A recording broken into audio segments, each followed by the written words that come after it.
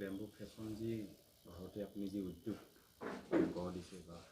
কৰিছে আজি অপেনিং কৰিছে কওকচোন আজি কি কি কাৰ্যসূচী ৰাতিপুৱা কোনখিনি আহিছিলে কেনেধৰণে আচলতে আজি আচলতে আমাৰ বাবে খুবেই এটা গুৰুত্বপূৰ্ণ দিন কাৰণ আমি বেম্বো ফেশ্বন মানে বেম্বো জুৱেলাৰী এটা শ্ব'ৰুম এটা মুকলি কৰিলোঁ যিটো অসমতে প্ৰথম আৰু আমাৰ আজি অনুষ্ঠানলৈ NEC BDC উচ্চ বিষয়াগৰাকী আহিছিলে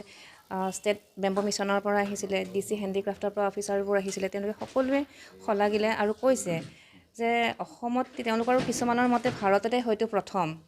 কাৰণ আপোনালোকে চাৰ্চ কৰি ল'ব মই এইটো দাবী কৰা নাই মই খালি জাষ্ট তেওঁলোকে কোৱা কথাটো অনুকিয়াইছোঁ আৰু আপোনালোকে এইটো চাৰ্চ কৰি ল'ব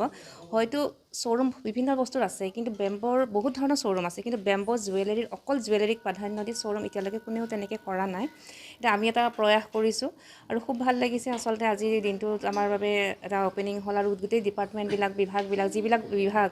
কেন্দ্ৰীয় চৰকাৰ বা অসম চৰকাৰৰ লগত জড়িত হৈ আছে বাঁহৰ জৰিয়তে তেওঁলোকে কেনেকৈ ডেভেলপমেণ্ট কৰিব পাৰে বা বাঁহৰে কেনেকৈ তেনেকুৱা ধৰণৰ বিভাগবোৰ আমাৰ লগত আহিছিলে আৰু তেওঁলোকে যিখিনি উৎসাহ পৰামৰ্শ দিলে গতিকে আমি ভাবিছোঁ এই অনুষ্ঠানৰ জৰিয়তে বা এই অভিযানৰ জৰিয়তে আমি নিশ্চয় বাঁহৰ জৰিয়তে আমাৰ উত্তৰ পূৰ্বাঞ্চল বা অসমৰ যুৱক যুৱতী বা লোকসকলক আমি নিশ্চয় স্বাৱলম্বী কৰিব পাৰিম কাৰণ বাঁহ বস্তু এনেকুৱা উত্তৰ পূৰ্বাঞ্চল বা অসমৰ বাবে অতিকৈ আপোন প্ৰতি ঘৰৰ মতে আছে আৰু অতিকৈ সোনকালে সহজে উপলব্ধ আপুনি দোকানতো সহজেই কিনিব পাব 120 টকাৰ পৰা 200 টকাৰ ভিতৰত এডাল বাঁহ আপুনি কিনিব পাৰিব আৰু বাঁহৰ প্ৰতিটো অংশই আপুনি ব্যৱহাৰ কৰিব পাৰিব এতিয়া কথা হ'ল এডাল বাঁহেৰে আমি কিমান উপাৰ্জন কৰিব পাৰিম গতিকে আমি যদি দেখোঁ এডাল বাঁহেৰে যদি আমি অলংকাৰত মনোনিৱেশ কৰোঁ তেতিয়াহ'লে আমি 10,000ৰ পৰা ইচ্ছা কৰিলে 10,000 20,000 30,000 50,000 বা তাতোধিক আমি উপাৰ্জন কৰিব পাৰোঁ গতিকে সেইটো ডিপেণ্ড কৰে এতিয়া আমি এডাল বাঁহৰ পৰা আমি কিমান কৰিম বেলেগ বেলেগ সামগ্ৰী যদি বনাবলৈ যাওঁ হয়তো আমি ইমান উপাৰ্জন কৰিব নোৱাৰিব পাৰোঁ গতিকে আমি দেখিলোঁ যে বাঁহৰ অলংকাৰত আমি মনোনিৱেশ কৰাটো ভাল যে আৰ্থ সামাজিক উন্নয়ন হ'ব গোটেই সমাজখনৰে কমিউনিটি ডেভেলপমেণ্ট বুলি যিটো কোৱা হয় আমি বহু মানুহক সামৰি আমি আগবঢ়াই লৈ যাব পাৰিম যিটো আমাৰ এতিয়া সকলোৰে আমাৰ সেইটোৱে আশা যে নিবনুৱা সমস্যা মষিমূৰ হওক সেইটো এটা যথেষ্ট সহায়ক হ'ব এতিয়া মই দেখিছোঁ আপোনালোকে ময়ো বাঁহৰ অলংকাৰ পিন্ধি আছোঁ ইয়াত বাঁহৰ প্ৰতিটো অংশই ব্যৱহাৰ হয় মই কৈছোঁ এইটো জেং বুলি যে কাষেৰে যে ওলাই যায় সেইবোৰ ব্যৱহাৰ হৈছে ইয়াত স্থানীয়ভাৱে উপলব্ধ গুটি ব্যৱহাৰ হৈছে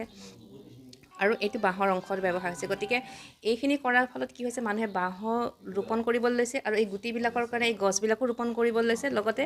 অৰ্থনৈতিকভাৱে স্বাৱলম্বী হোৱাৰ লগতে তেওঁলোকে সেউজীকৰণ বা বনানীকৰণৰ দিশেও আমাৰ সমাজখন আগবাঢ়িছে তেওঁলোকে ঘৰতেই নিজে গছবিলাক লগাবলৈ আৰম্ভ কৰিছে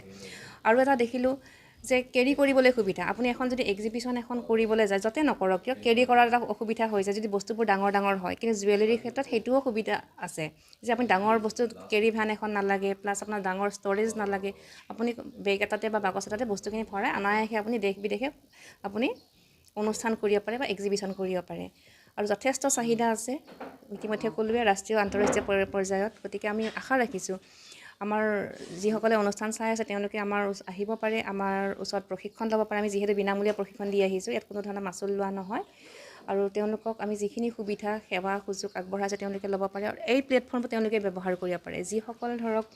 বাঁহৰ অলংকাৰ নিৰ্মাণৰ ক্ষেত্ৰত জড়িত হৈ আছে তেওঁলোকেও আমাৰ এই শ্ব'ৰুমত তেওঁলোকৰ সামগ্ৰীসমূহ ৰাখিব পাৰিব গতিকে ৰাইজৰ বাবে এই অনুষ্ঠানটো মুকলি কৰা হৈছে আৰু আমি আশা ৰাখিছোঁ